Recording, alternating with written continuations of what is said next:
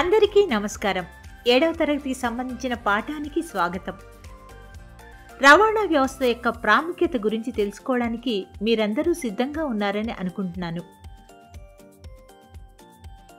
రోజువారీగా మనం ఒక ప్రాంతం నుండి మరొక ప్రాంతానికి వెళ్ళడానికి అనేక రకాల ప్రయాణ సాధనాలను ఉపయోగిస్తాం.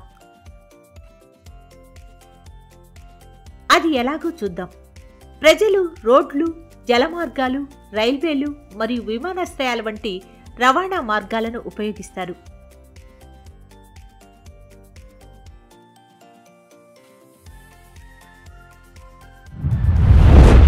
ప్రజలు వివిధ రకాలైన రవాణా సేవలను ఎందుకు ఎంచుకుంటారు అన్న విషయాలు ఈ పాఠంలో తెలుసుకుందాం.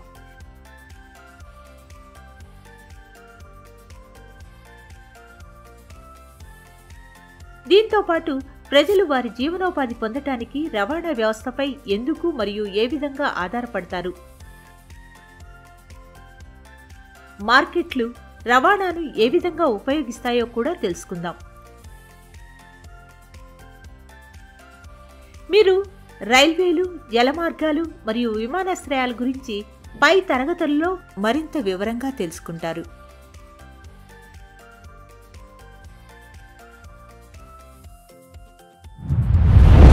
రవాణా వ్యవస్థ యొక్క ప్రాముఖ్యతను మనం ఇప్పుడు చూద్దాం.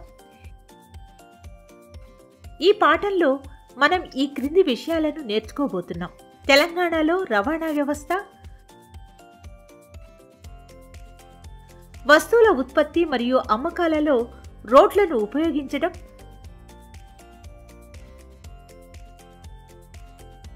రవాణా కార్యక్రమాల ద్వారా ఉద్యోగాల కల్పన,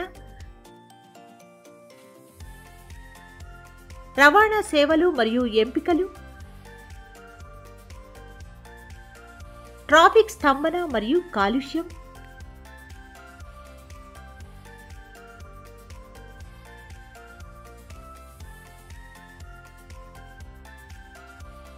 రోడ్డు భద్రతా వారోత్సవాలు. ముందుగా కొన్ని ముఖ్య పదాలు తెలుసుకుందాం. గ్రామీణ రహదారులు ప్రజలు నివసించే వివిధ గ్రామాలను కలిపే రహదారులు.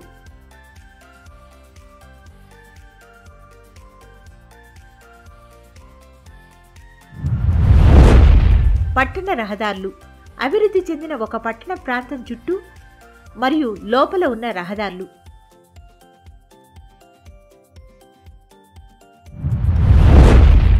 సరిహద్దు రహదారులు దేశాల రక్షణ కొరకు సరిహద్దుల చుట్టూ నిర్మించిన రహదారులు.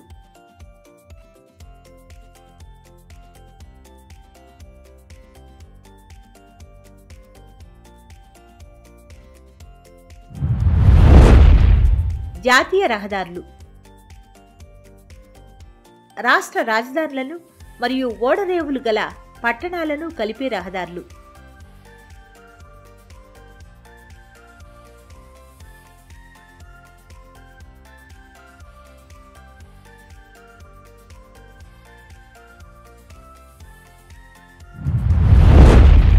ట్రాఫిక్ స్తంభన ఒక ప్రాంతంలోని వాహనాలు కిక్కిరిసిపోవడం లేదా ఇరుక్కుపోవడం, అందువల్ల ఇబ్బందులు కలగటం.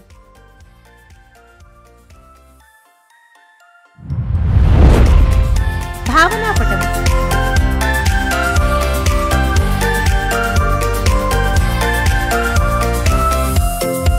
రవాణా వ్యవస్థల గురించి ఇప్పుడు తెలుసుకుందాం.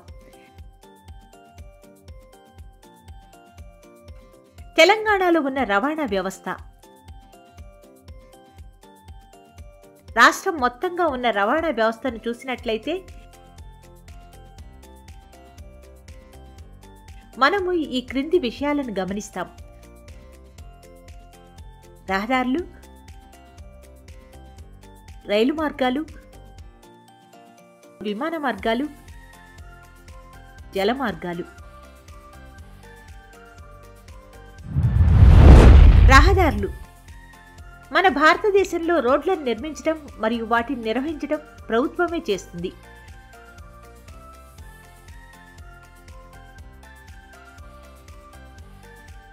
జాతీయ రహదారులు వంటి వివిధ రకాల రహదారులు వివిధ రాష్ట్రాల మధ్య విస్తరించి ఉన్నాయి. ఉదాహరణకు 44వ జాతీయ రహదారి అన్నది ఉత్తరప్రదేశ్, మధ్యప్రదేశ్, మహారాష్ట్ర, తెలంగాణ, ఆంధ్రప్రదేశ్, కర్ణాటక మరియు తమిళనాడు రాష్ట్రాల ద్వారా వెళ్తుంది.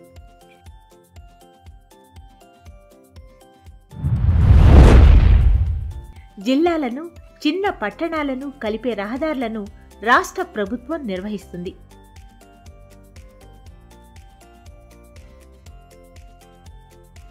పంచాయతీలు మట్టి కంకరలతో వేసే గ్రామీణ రహదారులను నిర్వహిస్తాయి.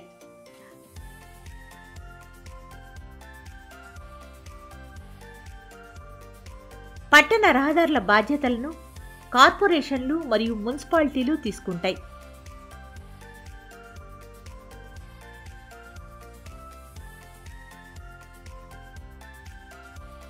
అంతర్జాతీయ సరిహద్దుల గుండా పోయే దారులను సరిహద్దు రహదారులు అంటారు.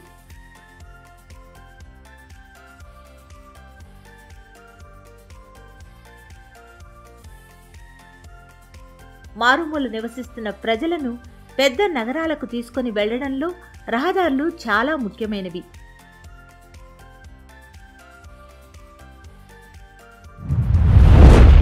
రైలు మార్గాలు. భారతదేశంలో మొత్తం ప్రయాణం చేసే ప్రజలలో 20% మంది రైల్వేలను కోరుకుంటారు. రైళ్లను ఎక్కువగా బొగ్గు, ఇనుప ఖనిజం, ఎరువులు,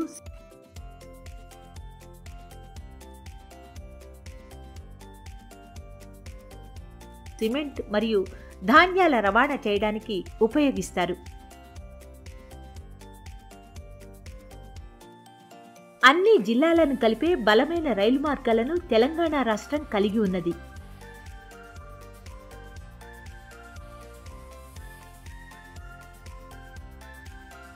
ఓడరేవు పట్టణాల నుండి వస్తువులను రవాణా చేయడంలో కూడా రైల్వేలు చాలా ఉపయోగపడతాయి.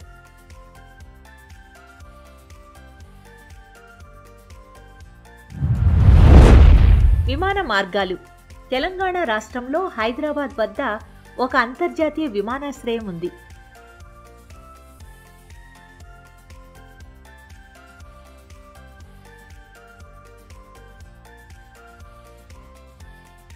తెలంగాణ మరియు చుట్టుపక్కల ప్రాంతాల వారు విదేశాలకు వెళ్లడానికి ఇదొక ముఖ్య మార్గం.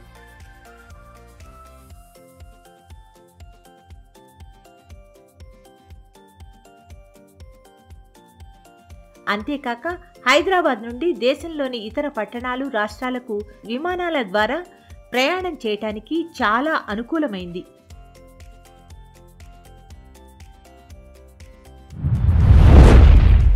జల మార్గాలు. భారతదేశ వ్యాపారులు ఇతర దేశాలతో వ్యాపారాలు చేయడానికి ముఖ్యంగా ఓడరేవులను ఉపయోగిస్తారు.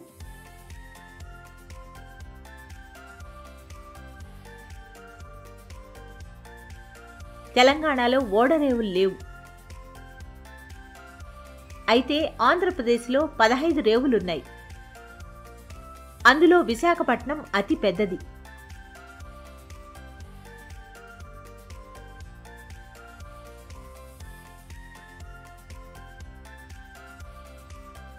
ఆంధ్రప్రదేశ్లో ప్రవహించే గోదావరి, కృష్ణా మరియు పెన్నా నదులను రవాణా కోసం ఉపయోగిస్తారు.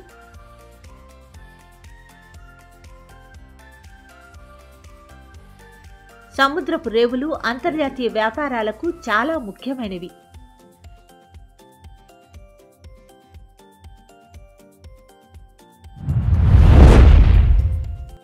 ఇప్పుడు చూద్దాం వస్తువుల ఉత్పత్తి మరియు అమ్మకం కోసం రోడ్ల ఉపయోగాలు. తెలంగాణలో ప్రయాణానికి మరియు వివిధ పరిశ్రమలకు రవాణా అవసరం.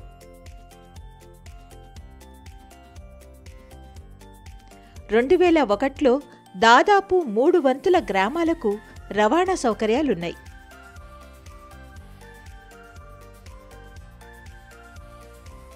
గత అధ్యాయాలలో రైతులు, మత్స్యకారులు మరియు పరిశ్రమలు అందరూ వివిధ ప్రయోజనాల కోసం రవాణాపై ఆధారపడి ఉంటారని తెలుసుకున్నాం.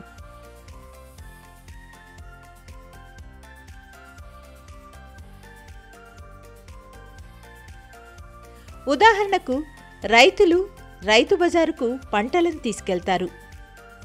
మత్స్యకారులు తమ క్యాచ్లను త్వరగా అందించాలి.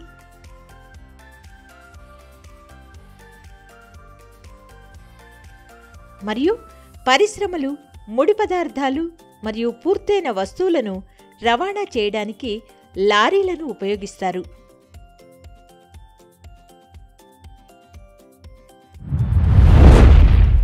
ఇప్పుడు రవాణా కార్యక్రమాల ద్వారా ఉద్యోగాల కల్పన గురించి తెలుసుకుందాం.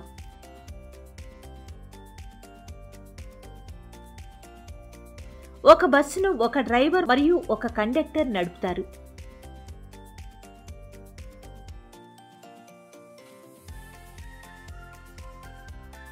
అయితే ఒక రాష్ట్రమంతా రవాణా సేవలను అందించడం కోసం చాలా ఎక్కువ మంది సిబ్బంది అవసరం. తెలంగాణ రాష్ట్ర రోడ్డు రవాణా కార్పొరేషన్ను ఉదాహరణగా తీసుకుంటే ఇది ఒక ప్రభుత్వ రంగ సంస్థ. ఇందులో 64,000 మంది సిబ్బంది పనిచేస్తూ దాదాపు 10,000 బస్సులను నడుపుతారు.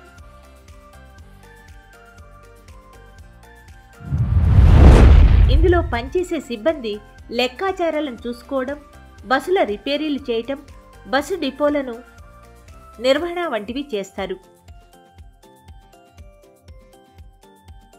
కొంతమంది సిబ్బంది బస్సు డిపోలలో పాసులు మరియు టికెట్లు అమ్ముతారు. మరికొందరు చెకింగ్ ఇన్స్పెక్టర్లుగా పనిచేస్తారు.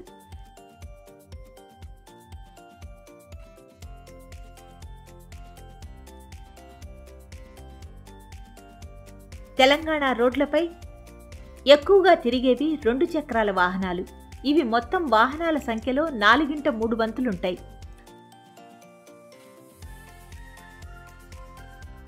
రవాణా వ్యవస్థ సజావుగా పనిచేయటానికి ఇతర అదనపు కార్యక్రమాలైన పెట్రోల్ పంపులు, రిపేరింగ్ షాపులు మరియు విడి భాగాలను అమ్మే దుకాణాలు వంటివి కూడా నిర్వహించబడతాయి.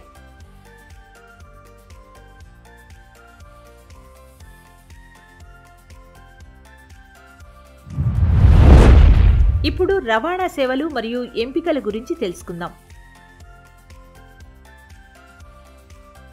మనకు అందుబాటులో ఉన్న మరియు తక్కువ ఖర్చుతో కూడిన వివిధ రకాలైన రవాణా పద్ధతులలో కొన్నింటిని మనం ఎంచుకోవటం జరుగుతుంది.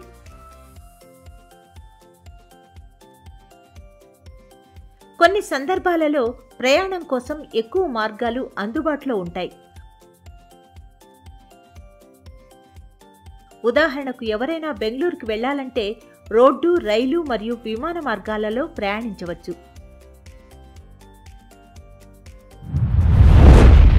పూర్వకాలంలో మనుషులు మరియు వస్తువులు రవాణాలో దూర దేశాలను చేరుకోవడానికి ఓడలు చాలా ముఖ్య పాత్ర పోషించాయి.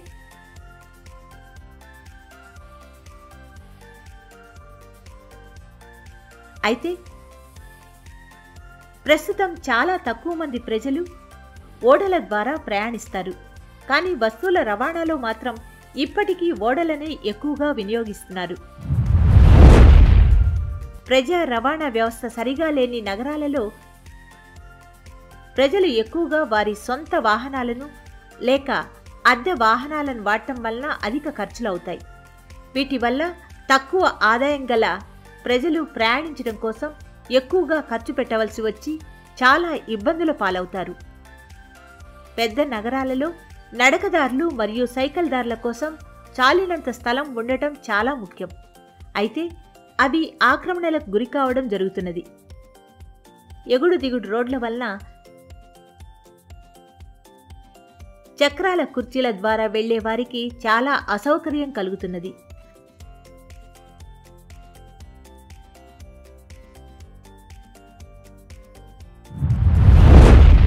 ట్రాఫిక్ స్తంభన మరియు కాలుష్యం. సరైన ప్రజా రవాణా వ్యవస్థలు లేకపోవడం వల్ల మన దేశంలో అనేక నగరాలు ట్రాఫిక్ స్తంభనతో ఇబ్బంది పడుతున్నాయి.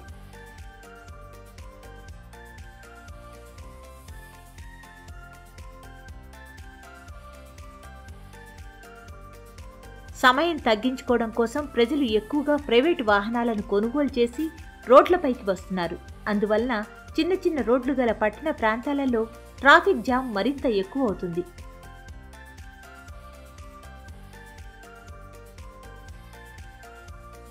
ఉదాహరణకు 1981 నుండి 2001 మధ్యలో దేశంలోని 6 ముఖ్య నగరాలలో జనాభా రెట్టింపైంది. అయితే వారు ఉపయోగించే మోటారు వాహనాల సంఖ్య 8 రెట్లు పెరిగింది. ఎక్కువ సంఖ్యలో ఉపయోగిస్తున్న మోటార్ సైకిళ్లు మరియు కార్లు, మరింత ఎక్కువ పెట్రోల్ మరియు డీజిల్ వాడటం వలన గాలిలో కాలుష్యం విపరీతంగా పెరిగిపోయింది.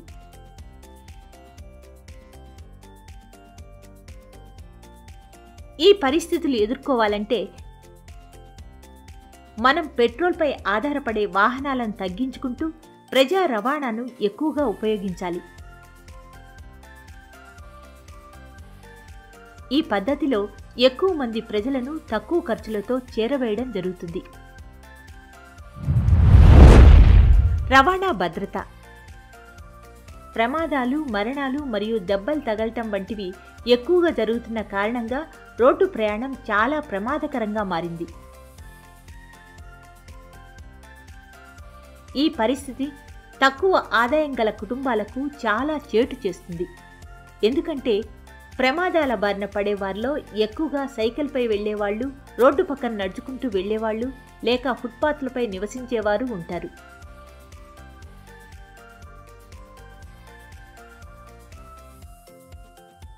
ప్రమాదాలు అన్నవి ఇతర రవాణా పద్ధతుల్లో కూడా జరగవచ్చు. రోడ్డు, రైల్వే కలిసే ప్రాంతాలలో రైల్ క్రాసింగ్ సమయంలో వాహనాలను ఆపడానికి రైల్వే గేట్లను ఉపయోగిస్తారు.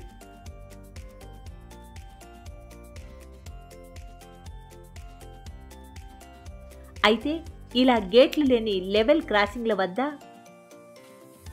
ప్రజలు మరియు వాహనాలు ఆగి రైలు పట్టాలు దాటే ముందు రెండు వైపులా పూర్తిగా గమనించిన తర్వాతే పట్టాలను దాటాలి.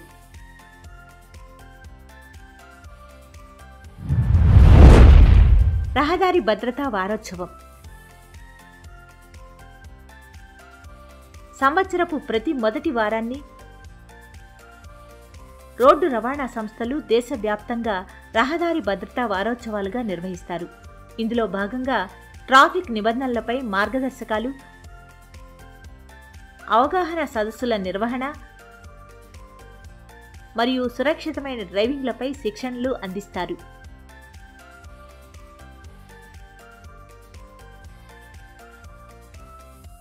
ప్రభుత్వ రంగ సంస్థలైన తెలంగాణ రాష్ట్ర రోడ్డు రవాణా సంస్థ,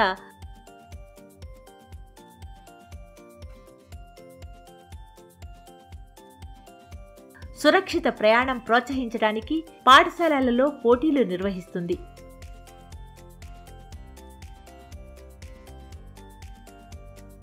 అందరూ సురక్షిత పద్ధతులను పాటించడం అన్నది ప్రమాదాలు మరియు మరణాలు తగ్గించడానికి అతి ముఖ్యమైన మార్గం.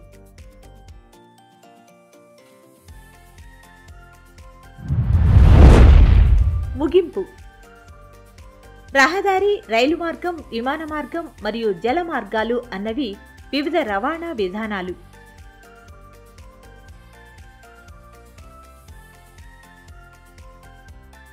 బాగా అభివృద్ధి చెందిన రవాణా వ్యవస్థ సరుకులు మరియు ప్రజల రవాణాను సులభతరం చేస్తుంది.